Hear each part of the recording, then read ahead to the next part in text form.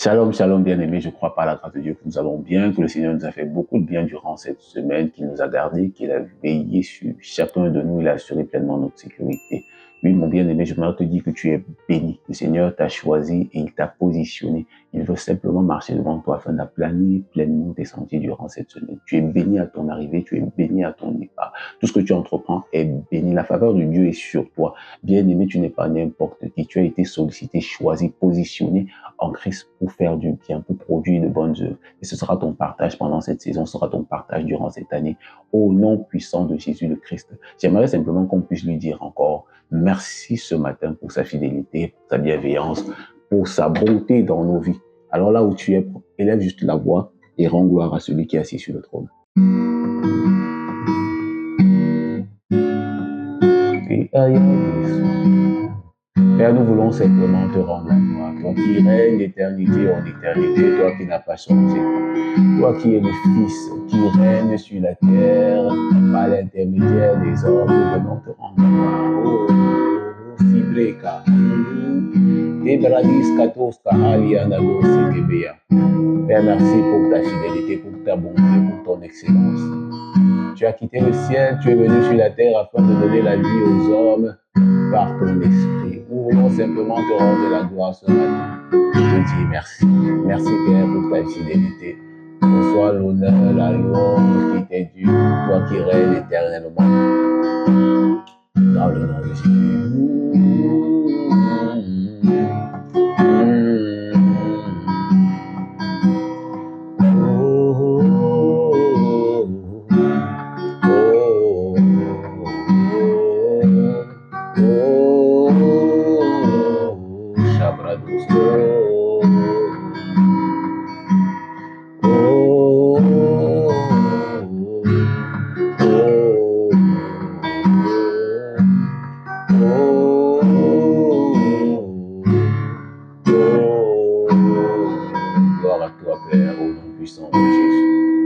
Amen, amen, amen. Bien-aimé, je suis heureux de te recevoir sur cette plateforme où je te parle de communion avec la personne du Saint-Esprit, la personne la plus importante de ma vie et de ta vie à toi aussi. Si tu as dit oui à Jésus, pourquoi dire oui à Jésus? Simplement parce qu'alors que tu étais encore pécheur, Christ est mort pour toi. Il n'a pas regardé à ta condition de pécheur, ta condition de meurtrier, de voleur, non. Il n'a pas regardé à ça. Il a décidé, il a choisi de descendre sur la terre, de mourir sur une croix, afin que toi, tu reçoives la vie, afin que ton péché soit ôté, enlevé. La Bible dit de lui qu'il est l'agneau de Dieu qui ôte le péché du monde. Et il veut te sauver. Regarde, il n'a pas regardé à la condition de Solière qui terrassait, qui tuait les chrétiens, mais il l'a sauvé afin que lui, il devienne Paul. Il n'a pas regardé à la condition d'Onésime, esclave de Philémon, mais il l'a sauvé afin que celui-ci revienne au service de son maître et soit un excellent serviteur. En fait, il veut te sauver. Il a des projets, des merveilleux plans pour ta vie. Et tout ce qu'il veut, c'est que tu tiennes son bras tendu. Il te tend la main. Il voudrait simplement que tu saisisses son bras tendu afin de recevoir la vie en abondance. Il t'aime tellement, je te rassure, il t'aime tellement. Donc sur ce, comme je t'ai dit, je te parle de communion avec la personne du Saint-Esprit, la personne qui est venue habiter désormais à l'intérieur de ton esprit et qui veut conduire ta vie. Mais il est important que tu le connaisses, il est important que tu passes du temps avec lui, que tu apprennes à le découvrir de plus en plus. Et donc, comme je t'ai dit déjà la semaine dernière, le Saint-Esprit est venu habiter à l'intérieur de ton esprit et c'est ton esprit qui est le lieu secret, parce qu'on a parlé la semaine dernière du lieu secret.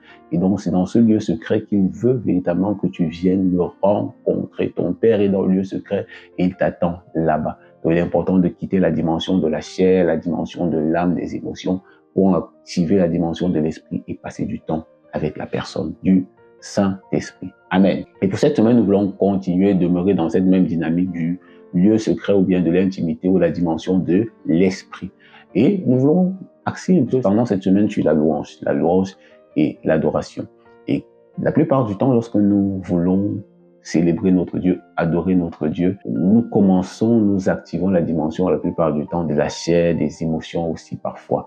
Or, la Bible dit que Dieu siège au milieu de la louange de son peuple. Dieu siège au milieu de la louange de son peuple. Mais pas juste une louange, juste l'excitation de la chair, non, parce que Dieu il recherche des adorateurs qui vont l'adorer en esprit et en vérité. Ce sont là les adorateurs, les vrais adorateurs que le Père recherche, en esprit et en vérité, dans le lieu secret. Ceux qui savent l'adorer en communion, restant, demeurant dans le lieu secret pour l'adorer comme il convient de le faire. Il n'attend pas d'abord que ce soit notre chair qui s'excite, non. Il n'attend pas que nos émotions soient activées d'abord, non. Mais il veut que l'esprit active le reste. C'est-à-dire que lorsque je suis connecté par l'esprit, l'esprit va se saisir, il va saisir mes émotions, va activer la dimension de l'âme et davantage le corps va être entraîné. Là où hier j'attendais, senti avant de faire, non.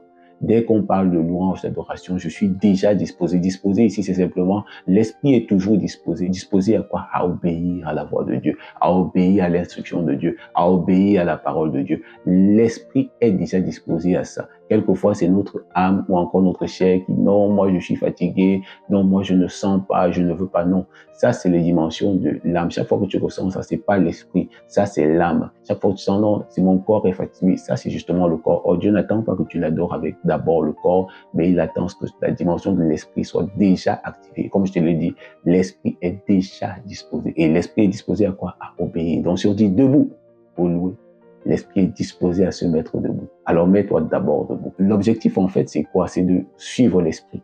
Une fois que tu suis l'esprit, l'esprit va activer tes émotions. Parce que l'esprit crée. Alors il va créer les émotions. Même s'il n'y avait pas d'émotions positives, l'envie, il va créer l'envie.